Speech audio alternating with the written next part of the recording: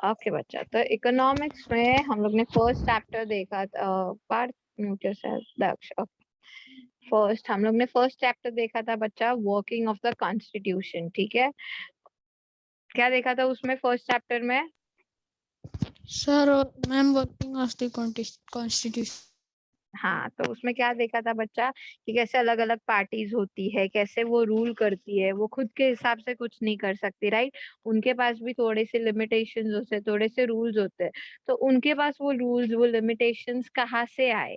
Constitution, right. हमारा जो constitution है उसे हम फॉलो करते हैं।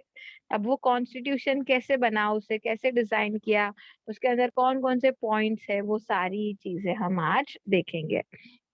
We noted in the previous chapter that in a democracy, the rulers are not free to do what they like, right? हम लोग ने देखा कि जो हमारे लीडर्स है या जो सारे लोग हैं, प्रेसिडेंट है, पीएम है, वो सारे अपनी मर्जी से चीजें नहीं कर सकते। वो लोग भी कोई लिमिटेशन में या कोई बाउंड्रीज में बंधे होते। तो वो बाउंड्रीज कहाँ से आए, वो रूल्स कैसे आए? Because they follow our constitution, कि वो हमारे कॉन्स्टिट्यूशन को फॉलो करते हैं। तो ये चैप्टर में बच्चा हम वही देखेंगे कि हमारा कॉन्स्टिट्यूशन क्या है, किसने उसे डिजाइन किया, कॉन्स्टिट्यूशन में जो सारे पॉइंट्स आए वो कहाँ से आए, क्या कॉन्स्टिट्यूशन पूरे कंट्री के लिए होता है या हर एक स्टेट्स में होता है, वो सारी चीजें हम आज देखेंगे। See, there are certain basic rules that the citizen and the government have to follow, right. हम भी एज अ सिटीजन कोई रूल्स फॉलो करते हैं, गवर्नमेंट भी एक लिमिटेशन के अंदर रहती है कि उन्हें भी एक टाइप में रूल फॉलो करना पड़ता है। Also rules together are called as constitution। आपने हमारा constitution देखा है, इंडिया का constitution देखा है book? Have you guys seen it? constitution देखा है?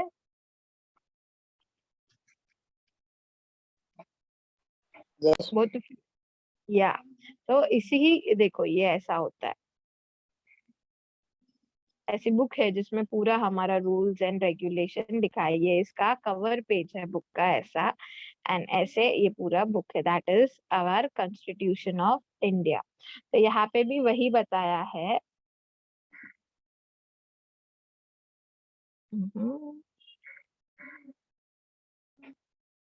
Just give me 1 minute.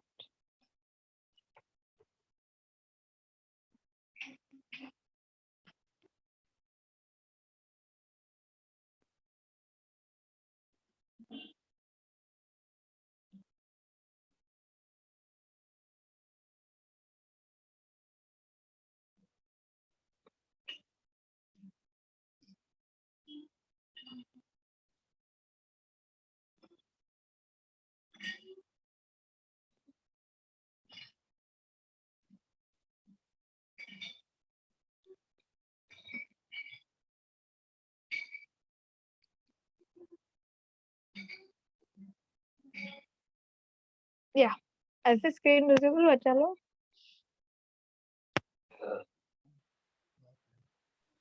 Yes Is the ma'am. screen visible? Okay. तो यहाँ पे भी वही बताया कि all such rule together is called as constitution, के जो citizen भी follow करते हैं, जो government भी follow करते हैं, ये basic rules and regulations को ही हम क्या बोलते हैं? constitution। As the supreme law of the country, the constitution determines the right of citizen, the power of the government and how the government should function। के basic constitution जो है हमारा, वो क्या बताता है कि citizen के कौन कौन से rights है, government जो है उनके कौन कौन से पावर है, एंड गवर्नमेंट को कैसे फंक्शन करना है। ये बेसिक 3 चीजें हमारे कॉन्स्टिट्यूशन में है। In this chapter, we ask some basic questions about the constitutional design of a democracy. Why do we need a constitution? How are the constitution drawn up? Who designs them and in what way? What are the values that shape the constitution in a democratic state? Once a constitution is accepted, can we make changes later as required by the changing condition? कि एक बार अगर constitution में, constitution तो कभी लिखा था, तो अभी अगर अगर हमें कोई चेंजेस करना है तो क्या हम उसमें चेंजेस कर सकते हैं? तो ये सारे ही क्वेश्चंस के आंसर हमें आज अपने चैप्टर में मिलेंगे। One recent instance of designing constitution for a democratic state is that of South Africa. We begin this chapter by looking at what happened there and how the South Africans went about this task of designing their constitution. ठीक है, आज हम किसका एक example देखेंगे हमारे chapter के ही स्टार्टिंग में. We have this example of South Africa कि कैसे उन्होंने खुद ने अपना कॉन्स्टिट्यूशन, उनके खुद के कंट्री का कॉन्स्टिट्यूशन डिजाइन किया. ऐसा क्या सिचुएशन आ गया था कि उन्हें खुद को डिजाइन करना पड़ा. What was the circumstances, everything we will study today. Then we turn to how Indian constitution was made. And once हम साउथ अफ्रीका का एग्जाम्पल देख लेंगे, उसके बाद हम इंडिया के कॉन्स्टिट्यूशन के ऊपर जंप करेंगे कि वो कैसे बना था, कौन से सिचुएशंस थे, what its foundation values are, and how it provides a good framework for the conduct of citizens' life and that of country. Clear है बच्चा? आज एक रफ आइडिया मिला कि हम क्या पढ़ने वाले हैं आज के चैप्टर में. Yes. Okay. Now let us start with 2.1, that is democratic constitution in South Africa. जैसे हम लोग ने देखा कि कैसे हम पहले फर्स्ट हाफ में क्या देखेंगे कि कैसे साउथ अफ्रीका ने अपना खुद का कॉन्स्टिट्यूशन डिजाइन किया. I have fought against white domination and I have fought against black domination. I have cherished the idea of a democratic and a free society in which all persons live together in harmony and with equal opportunities. It is an ideal which I hope to live for and to achieve. But if needs be, it is an ideal for which I am prepared to die. Okay, ये जो आपको double inverted comma में बोला है, ये सारी किसके wordings है बच्चा?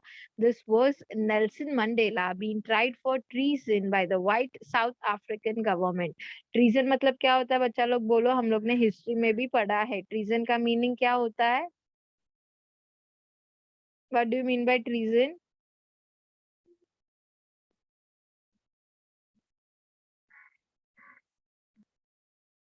बताओ, हम लोग ने हिस्ट्री में भी पढ़ा है ना, ट्रीजन का मीनिंग क्या होता है बच्चा लोग?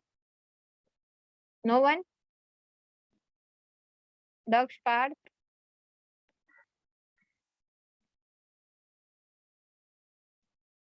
हेलो, आ रहा है कि नहीं आ रहा है वो तो बता दो.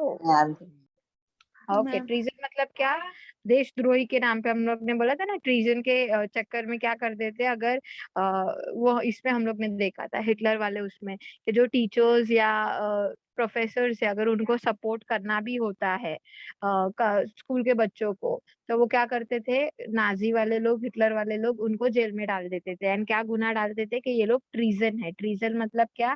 कि देशद्रोही है. देश मतलब they are fighting against the country, वैसा. तो इन्हें क्या किया था, जो नेल्सन मंडेला थे उनको भी ट्रीजन मतलब देशद्रोही के जुर्म में क्या कर दिया था, अपने मतलब जेल में डाल दिया गया था. See, this was Nelson Mandela being tried by treason by the white South African government. And उस टाइम पे गवर्नमेंट कौन सी थी? White South African government. मतलब साउथ अफ्रीका में जो व्हाइट लोग थे ना, जो फेयर लोग थे, उनकी गवर्नमेंट उस टाइम पे थी. एंड नेल्सन मंडेला को उस टाइम पे एज अ देशद्रोही अंदर डाल दिया गया था. तो ये उनकी लाइन्स थी. उन्होंने क्या बताया है, that I have fight against white domination and I have fought against black domination.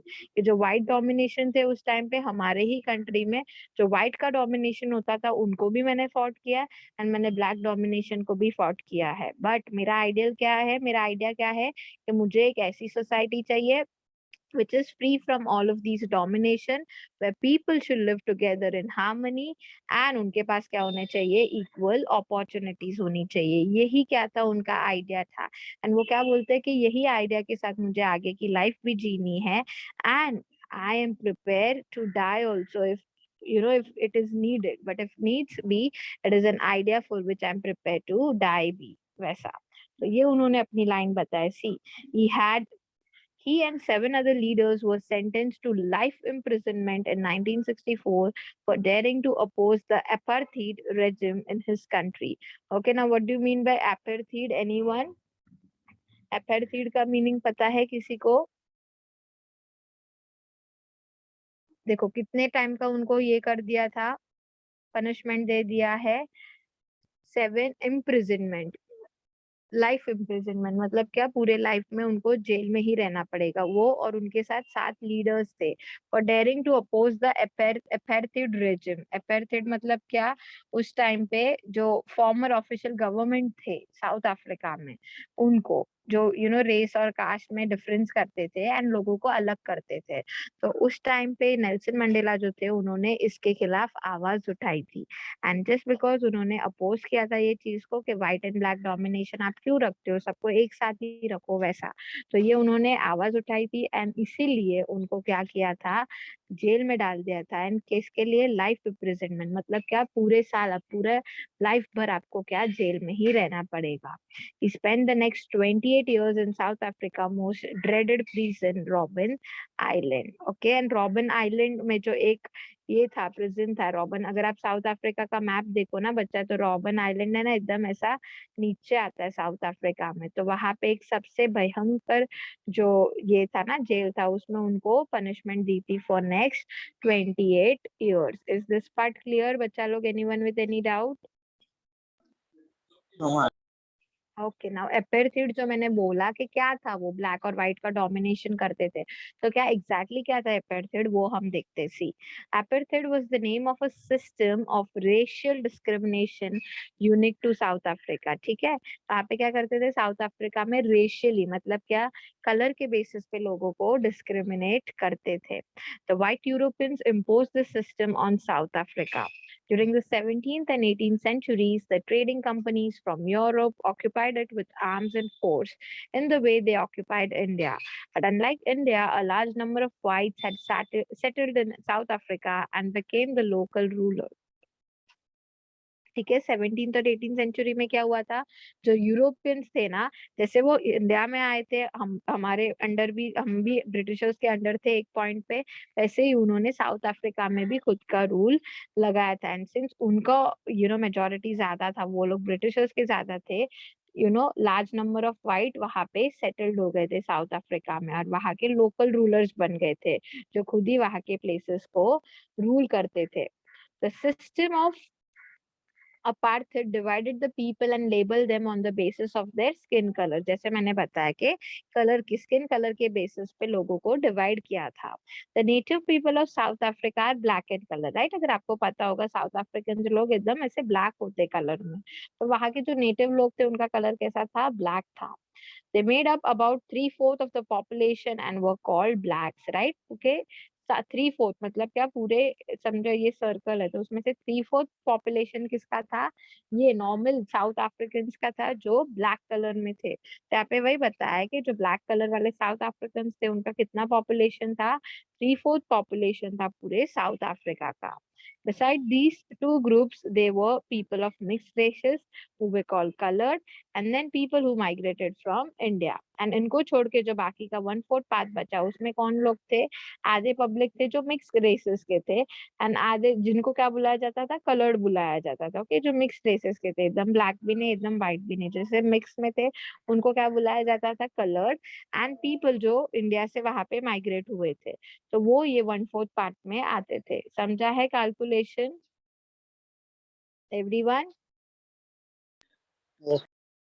या ये सर्कल है आपका, समझो दिस इज योर सर्कल। यहाँ पे क्या बताया है कि ये जो ये समझो ये पूरा साउथ अफ्रीका है।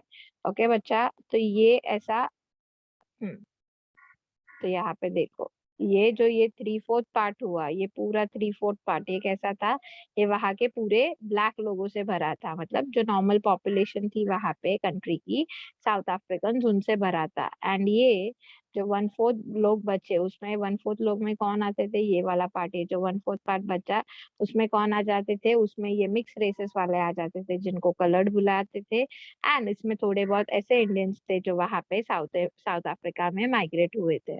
इज इट क्लियर बच्चा लोग? Yes, ma'am. Yeah. The white rulers treated all non-whites as inferiors. The non-whites did not have voting rights. तो अब ये जो white rulers थे, वो जो non-whites थे, मतलब ये जो कलर में नॉर्मल थे या ब्लैक थे, उनको कैसे ट्रीट करते थे, इंफीरियर की तरह ट्रीट करते थे। एंड ये जो नॉन-whites थे उनको क्या थे, वोटिंग राइट्स भी नहीं थे साउथ अफ्रीका में। The apartheid system was particularly oppressive for the black. Okay, कि जो apartheid system था, ये जो distinguish करते थे कलर के बेसिस पे, वो किसके लिए था? Especially black लोगों के लिए ही था. They were forbidden from living in white areas. अब क्या क्या रूल्स बनाए थे? तो ये जो ब्लैक लोग थे उनको व्हाइट एरियाज में नहीं आने का, मतलब क्या, ऐसे प्लेसेस दे दिए गए थे, ओके, कि ये एरिया में सिर्फ व्हाइट लोग अलाउड है, ये एरिया में सिर्फ ब्लैक लोग, वैसा. तो व्हाइट वाले एरिया में ब्लैक लोगों को परमिशन नहीं थी. They could work in white areas only if they had a permit. Permit मतलब क्या? ऐसा पास या परमिशन होगा तो ही ब्लैक वाले लोग व्हाइट में काम कर सकते, वरना वो लोग वहां पे काम नहीं कर सकते.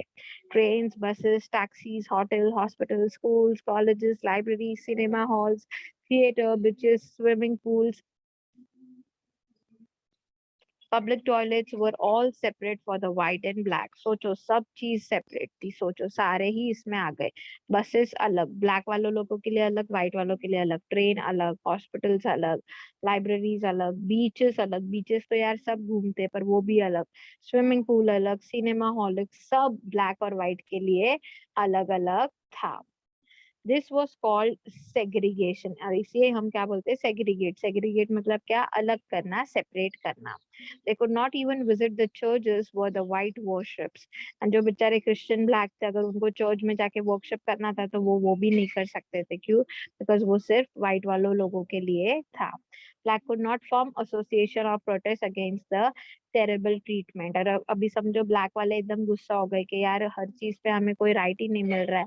एंड उन्होंने सोचा चलो हम प्रोटेस्ट करते या ऑर्गेनाइजेशन बनाते या एसोसिएशन बनाते, तो वो भी करना उन्हें अलाउड नहीं था. समझा बच्चा लोग? What do you mean by apartheid? क्या सिस्टम था अपार्थाइड का? Yes, ma'am. Okay.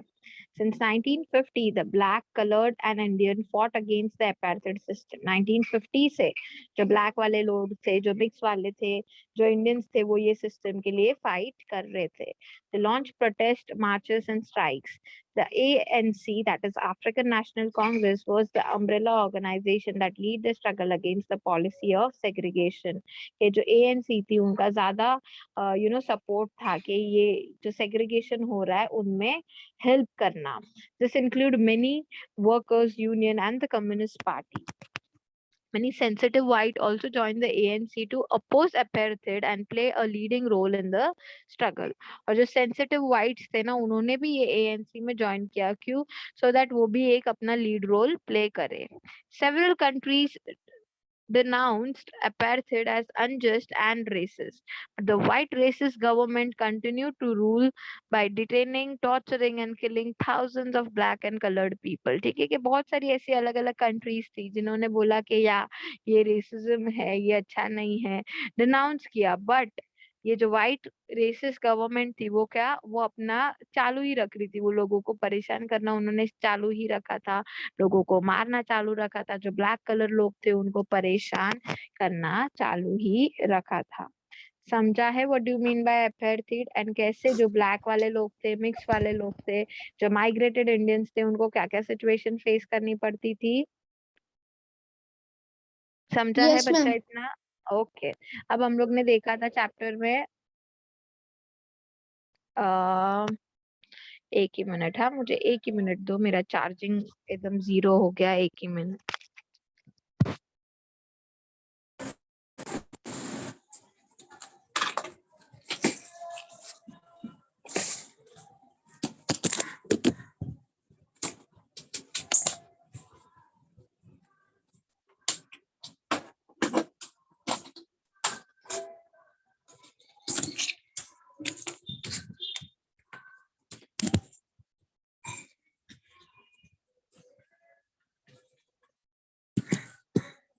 या am I audible बच्चा लोग?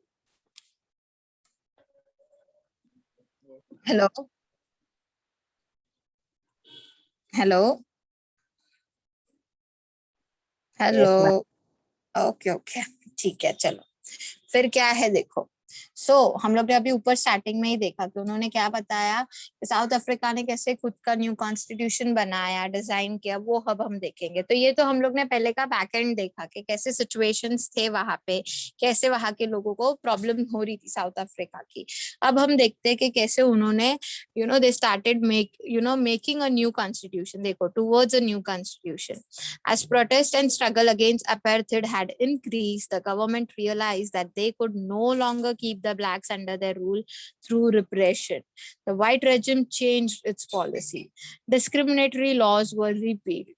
Ban on political parties and restriction of the media were lifted. अब क्या हो गया कि बहुत ही ज्यादा प्रोटेस्ट और स्ट्रगल बढ़ रहा था अपार्थाइड के खिलाफ. लोग एकदम पब्लिक का काउंट बढ़ रहा था. एंड अभी उस टाइम पे जो व्हाइट गवर्नमेंट थी उनको रियलाइज हो गया कि अब हम ये ब्लैक को कंट्रोल नहीं कर सकते. क्यों? बिकॉज इनके लोग बढ़ते ही जा रहे हैं, इनके स्ट्रगल्स बढ़ रहे हैं, इनके प्रोटेस्ट बढ़ रहे हैं, इनका ऑर्गेनाइजेशन बढ़ रहा है. एंड इस चक्कर में हम हमारा गवर्नमेंट ही खो देंगे. व्हाइट वाले तो एकदम वो डर गए थे. सो उन्होंने क्या किया, उन्होंने डिसाइड किया कि हम हमारे जो पॉलिसीज है वो चेंज करेंगे. तो जो डिस्क्रिमिनेटरी लॉज थे, कि कोई ऐसे ऐसे लॉ थे जो डिस्क्रिमिनेट करते थे व्हाइट एंड ब्लैक को, तो वो उन्होंने बंद कर दिए. फिर पॉलिटिकल पार्टीज थी या कोई ऑर्गेनाइजेशंस थे जो ये डिस्क्रिमिनेटरी लॉज को सपोर्ट करते थे, तो उनको उन्होंने बैन कर दिया. तो क्या लोग जरा ठंडा हो जाएंगे ना, मतलब उनका प्रोटेस्ट एंड ऑर्गेनाइजेशन सब शांत हो जाएगा.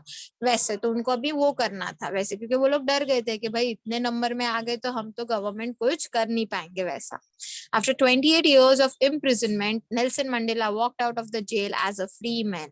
Okay, तो 28 years पहले नेल्सन मंडेला को क्या देखा हम लोग ने, जेल में डाल दिया था. क्यों? बिकॉज उन्होंने अपार्थाइड के खिलाफ वॉइस उठाया था. But now after 28 years jail में बिताने के बाद now he was free. Finally, at the midnight of 26th April 1994, the new national flag of the Republic of South Africa was unfurled, marking the newly born democracy in the world. The apartheid government came to an end, paving way to the formation of multiracial government. तो क्या बताया, अचानक हम लोग को सिर्फ इतना ही बताया कि नेल्सन मंडेला जेल से बाहर आ गए. एंड 26 अप्रैल 1994 को उन्होंने क्या किया, एक नया फ्लैग फ्लर किया. एंड वो क्या बता रहा था कि हम लोग ने अभी डेमोक्रेसी फॉर्म की है. डेमोक्रेसी में हम लोग ने देखा है सबको इक्वल राइट्स मिलते हैं. ऐसा apartheid government, black and white का डिस्क्रिमिनेशन आप नहीं कर सकते. तो ये हुआ. अब ये कैसे हुआ, नेल्सन मंडेला ने ऐसे क्या किया, let us see how did this come about? Let us hear Mandela, the first president of this new South Africa on this extraordinary transition. ठीक है, कि वो first president थे जब ये new government बना था साउथ अफ्रीका में, जो डेमोक्रेटिक गवर्नमेंट था, to be very precise. उनके president का क्या speech था पहले वो हम देखते हैं. Historical enemies succeeded in negotiating a peaceful transition from apartheid to democracy exactly because we were prepared to accept the inherent capacity for goodness in the other. My wish is that South Africans never give up on the belief in goodness, that they cherish that faith in human being is the cornerstone of our democracy. वो क्या बताते हैं कि we were already prepared, कि हमें क्या था, हमें we knew that capacity for goodness in the other, कि जो goodness होती है humans में वो हमें कभी भी तोड़नी नहीं चाहिए. अगर वो strong है आप में तो you can bring a democratic government. तो वो यहाँ पे वही बता रहे कि my wish is that South Africans never give up on the belief in goodness, कि सच्चाई होती है, अच्छाई होती है, ये बिलीफ पे साउथ अफ्रीकन्स जो है मेरे वो गिव अप नहीं करने चाहिए, वो उन्हें बिलीव करने चाहिए. After the emergence of the new democratic South Africa, black leaders appealed to fellow black to forgive the whites for the atrocities they have committed while in power. अब जैसे ही new democratic south Africa बना तो जो black leaders थे उन्होंने क्या appeal किया कि ये जो ब्लैक व्हाइट वाले हैं उन्हें क्या करना चाहिए, they should forgive us. Appeal to fellow blacks to forgive the whites. Okay, black मतलब क्या बोला कि ठीक है चलो ब्लैक वालों को बोला कि अभी आप क्या करो, फॉरगिव कर दो व्हाइट वालों को कि उन्होंने जो सारे आपको परेशान किया है, जो सारे पावर्स लाए, जो सारे सिचुएशंस लाए कि भाई वॉशरूम्स हो गए, जिम हो गया, सिनेमा किसी में भी आपको अलाउड नहीं किया, वो सारी जो कंडीशन लाई थी उसको सबको क्या करो आप माफ कर दो, भूल जाओ. They said let us build a new South Africa which is based on equality of all races and men and women on democratic values, social justice and human rights. The party that ruled through oppression and brutal killings and the party that led the freedom struggle sat together to draw up a common constitution. And दोनों ने क्या किया, बात करके sort कर लिया कि ठीक है चलो वो सारी चीजें तो भूल जाओ, आपने हम पे एक टाइम पे रूल किया, हम आपके अंडर रूलिंग में थे, बट अब हम एक ऐसा न्यू साउथ अफ्रीका बनाते हैं जो इक्वालिटी के बेसिस पे बिलीव करता है, जहाँ पे सोशल जस्टिस करके होना चाहिए। सोशल जस्टिस मतलब क्या, सबको जस्टिस मिलना चाहिए, not on the basis of racism. फिर वैल्यूज होना चाहिए, ह्यूमन राइट्स होने चाहिए। ऐसा हम एक कंट्री बनाते हैं हमारे साउथ अफ्रीका को। And the party, the party that ruled through oppression and brutal killings and the party that lead the freedom struggle, ये सारे ही मतलब क्या, जो freedom struggle को lead कर रही थी, मतलब ही क्या, जो black team थी वो, and जो brutally लोगों को मार रही थी, rule कर रही थी, वो white team। तो white और black दोनों ही एक साथ बैठे, शॉर्ट किया, बात किया, and then they draw up a common constitution। and क्या उन्होंने फॉर्म किया, एक common constitution फॉर्म किया।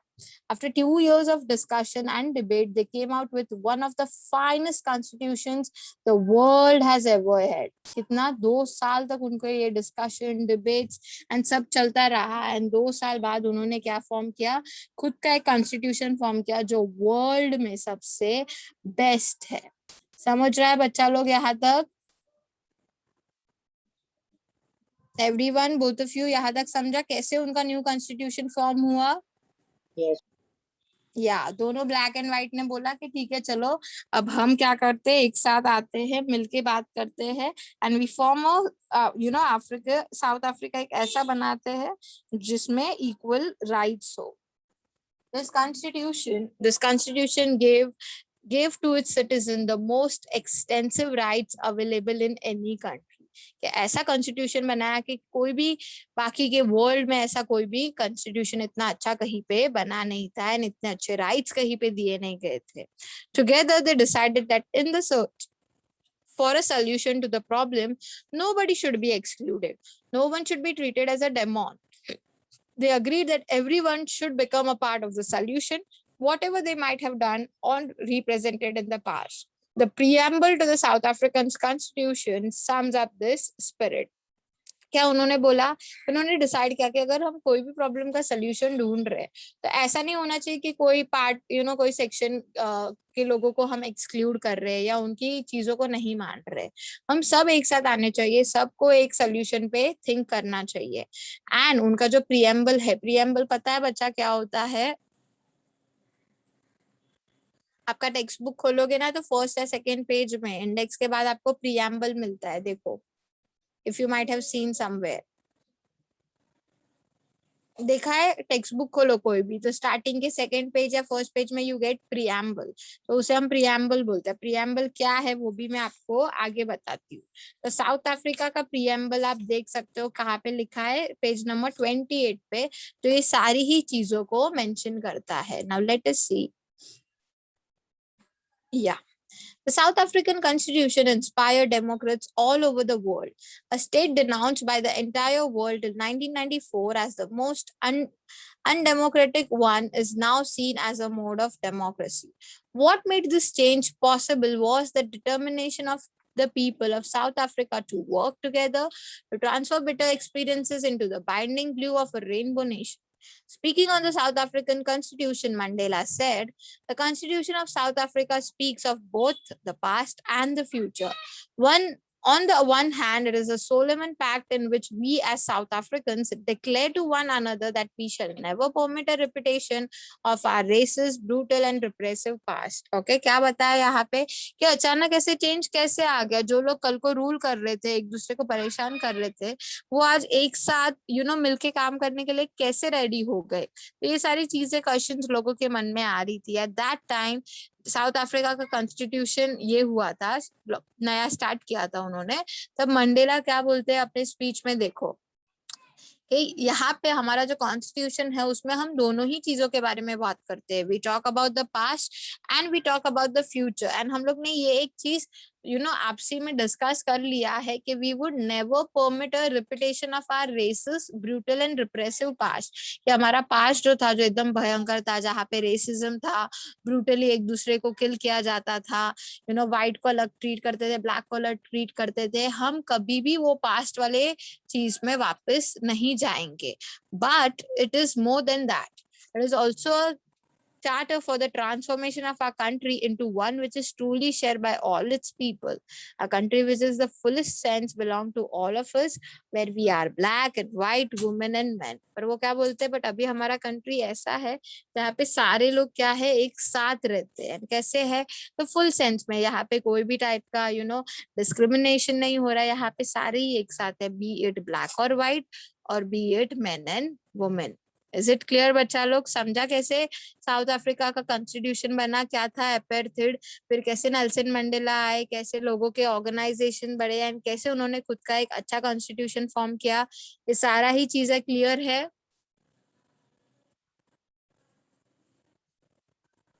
Yes.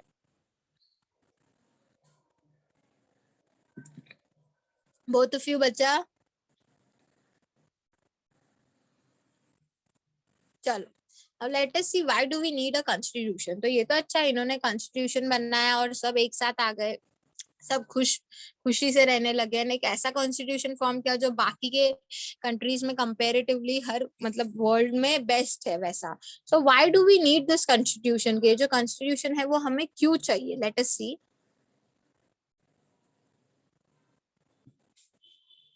The South African example is a good way to understand and why we need a constitution and what do constitution do. कि ये जो south Africa वाला example है ये बेस्ट है हमें पता लगने के लिए कि क्यों कॉन्स्टिट्यूशन इंपॉर्टेंट है. Let us C. The oppressor and the oppressed in this new democracy were planning to live together as equal. It was not going to be easy for them to trust each other. They had their fears. They wanted to safeguard their interest. The black majority was keen to ensure that the democratic principle of majority rule was not compromised. They wanted substantial social and economic right. The white minority was keen to protect its privilege and property. के यहाँ पे वही बताया है कि ये लोग कैसे अचानक से मान गए. It was not going to be easy, right, to trust each other. कल को समझो आपके ऊपर व्हाइट रूल कर रहे हैं, आप ब्लैक के अंडर आते हो, एंड कल को वो लोग बोलते चलो साथ में काम करते, तो आप भी एक बार डरोगे ना कि भाई कैसे इनके ऊपर भरोसा रखे हम. कल को तो ये हमें रूल कर रहे थे, ब्रूटली परेशान कर रहे थे, एंड आज ये लोग साथ में काम करने की बात कर रहे हैं. सो उनके अंदर भी फियर्स थे, even they were scared. But सबको क्या करना था, सबको अपना इंटरेस्ट सेफगार्ड करना था, सबको अपना इंटरेस्ट प्रोटेक्ट करना था. जैसे ब्लैक मेजोरिटी वाले थे, वो लोग क्या थे, वो लोग खूब they were excited. Why they were excited? Why? Because they wanted to live in a democratic government. उनको एक ऐसी डेमोक्रेसी चाहिए थी जहाँ पे वो खुद भी अच्छे से खुश रह सके, ना ही खाली व्हाइट वाले लोग. एंड व्हाइट वाले लोग क्यों अच्छे से काम करना चाहते थे? बिकॉज व्हाइट माइनॉरिटी को भी अपने प्रिविलेज और प्रॉपर्टी को सिक्योर करना था. प्रॉपर्टी क्यों? बिकॉज व्हाइट वाले थे तो चलो रूल करते करते करते प्रॉपर्टी तो आ ही गई होगी उनके पास, एंड जो उनके प्रिविलेजेस थे जो वो एंजॉय कर रहे थे उन्हें उनको भी प्रोटेक्ट करना था. And that is why they came to a conclusion that both of them should work together. After long negotiations both party agreed to compromise. Okay, कि हमेशा कभी ना कभी कोई ना ना ना बोलता था, but फाइनली दोनों ने क्या डिसाइड किया कि चलो हम साथ में काम करेंगे. The white agreed to the principle of majority rule and that one person one vote. पहले हम लोग ने देखा था कि ब्लैक वालों को वोटिंग का राइट नहीं था, बट व्हाइट वाले फाइनली लास्ट में मान गए कि ठीक है हम मेजोरिटी रूल पे बिलीव करेंगे, हमारा खुद का रूल नहीं करते जाएंगे, एंड हम क्या करेंगे, मेजोरिटी रूल में डिसाइड करेंगे, क्योंकि चलो मेजोरिटी अगर ये चीज में मान रही है तो हम वैसा करेंगे, एंड पर पर्सन पर वोट देंगे. They also agreed to accept some basic rights for the poor and workers. The black agreed that majority would not be absolute. They agreed that the majority would not take away the property of the white minority. फिर वो लोग ने चलो discussion करना start किया, agreements करना start किया. तो ब्लैक वालों ने क्या बोला कि ठीक है चलेगा, हाँ यू नो आप पुअर या वर्कर्स के लिए बेसिक राइट्स लेके आओ। फिर जो व्हाइट वाले थे उन्होंने भी अग्री किया कि ठीक है हमारा प्रॉपर्टी जो है वो डैमेज नहीं होना चाहिए। This compromise was not easy, सही है ना, किसी पे ऐसे कल को जो आपके ऊपर रूल कर रहा था उन पे आज बिलीव करना, विश्वास रखना थोड़ा डिफिकल्ट हो सकता है। But how is this compromise going to be implemented, इसको इम्प्लीमेंट कैसे करेंगे? Even if they manage to trust each other, what was the guarantee that this trust will not be broken in future, right? तो चलो आज को white वालों ने या ब्लैक वालों ने विश्वास भी कर दिया, ब्लैक वालों ने विश्वास कर लिया व्हाइट वालों पे कि आज ये हमें परेशान नहीं करेंगे, बट कल को क्या गारंटी है ना कि भाई मैं इनके ऊपर विश्वास रखूं, ये तो हमें रूल ही कर रहे थे, अचानक हमसे काम, हमारे साथ काम कैसे करेंगे? तो ये क्या गारंटी किसने दिया कि ये लोग सब साथ में आके काम करने लगे? The only way to build and maintain trust in such a situation is to write down some rules of the game that everyone would abide by, right? ये क्या करना चाहिए, अगर दोनों को ही साथ में काम करना चाहिए तो क्या करेंगे, एक पेज पे सारे रूल्स एंड रेगुलेशंस लिख के रखेंगे जो दोनों को ही फॉलो करना पड़ेगा। ऐसे नहीं कल को उठ के सिर्फ व्हाइट वाले बोलेंगे नहीं भाई आप फॉलो करो, हमें फॉलो नहीं करना है, दोनों को ही वो रूल्स एंड रेगुलेशन फॉलो करने पड़ेंगे। This rules lay down how the rulers are to be chosen in future. And इसी rules में उन्होंने लिखा था कि future में अगर हमें आगे कोई ruler choose करना है तो हम कैसे उसे choose करेंगे. These rules also determine what the elected government are empowered to do and what they cannot do. यही rule को बच्चा क्या बोला है, constitution बोला है। आगे समझ रहे हो आप लोग? यही rules का क्या बन गया इनका, आगे constitution बन गया। Is it clear? Getting it guys? Yes, ma'am. या तो पहले तो उन्होंने क्या बोला कि रूलर्स को कैसे चूज करेंगे, फिर क्या बताया कि इलेक्टेड गवर्नमेंट होगा वो क्या चीज करेगा या क्या चीज नहीं करेगा, एंड फाइनली सिटीजन के लिए क्या क्या रूल्स थे वो सारे उसमें मेंशन किए थे। This rules will work only if the winner can not change them very easily, right? कि जो विनर है अगर वो चलो ये जीत गया तो ये रूल्स वो आसानी से चेंज नहीं करने चाहिए, अगर कोई प्रॉब्लम है कोई एकदम डिफिकल्टी है तो ही ये रूल्स चेंज होने चाहिए। This is what the south Africans did, यही उन्होंने किया बच्चा, बैठे एक साथ बात की, रूल्स बनाए, रेगुलेशंस बनाए जो दोनों को ही फॉलो करना पड़ेगा। This is what the South Africans did and they agreed on same basic rules. They also agreed that this rule will be supreme, that no government will be able to ignore this. ठीक है कि कोई भी बड़े post पे हो, government भी क्यों ना हो, ये रूल को वो चेंज नहीं करेंगे, ये रूल को वो इग्नोर नहीं करेंगे। This set of basic rule is called as constitution and यही जो उनके रूल्स उन्होंने बनाए थे इसी को हम क्या बोलते हैं, कॉन्स्टिट्यूशन बोलते हैं। समझ रहे हो बच्चा लोग?